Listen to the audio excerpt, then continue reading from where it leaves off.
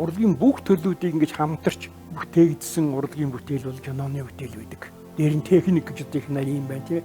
Тийм учраас кино яагаад их орой бэлдсэн хэрнээ хөөхөн жилийн дотор дэлхийд түгэж алдаршиж ингэж гарч ирсэн бэ гэхлээр зэрэг энэ бол киноны өөрийнх нь замналтай нарийн холбоотой маа гэж ингэж хэлэх ёстой.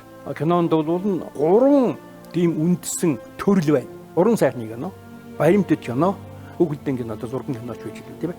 Ингээ энэ 3 дотор л байгаа юм. Тус нь авч үзэх ямар ч утга байхгүй. Тэгээд дэлхийн киноны том найруулагчныг ингээ харахад тэр зэрэгч нь бол баримт кинонд ч ажилласан, уран сайхны кинонд ч ажилласан тийм ээ. Ийм л зүйл байж байгаа шүү дээ. Тэрнээс дан уран сайхны кино хийгээл яваад байсан юм уу? Ийм байхгүй. Жүжигүүдийг бол зохиолоор ногуулсан тийм үү? Намдаггүйн зохиол тийм ээ. Шекспирийн зохиолч гэдэг юм уу тийм ээ. Гэтэл киног бол жижигдийн кино, дамжингийн кино гэх мэтлэн гэр одоо ганц Монгол биш л дээ ер нь дэлхийд бол ийм тогтсон жишгтэй.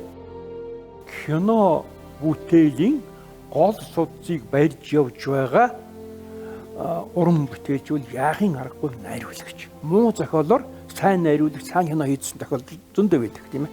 Тэгэхэл нэг үзэхээр ачим байж болно. Тэр юм бол найруулагч л ажил шүү дээ. Тийм учраас дэлхийн кино урлагийн жишгт бичигдээгүй хууль бол юу вэ нөхөөр киног найруулагчаар нагуулдаг. Ийм л юм.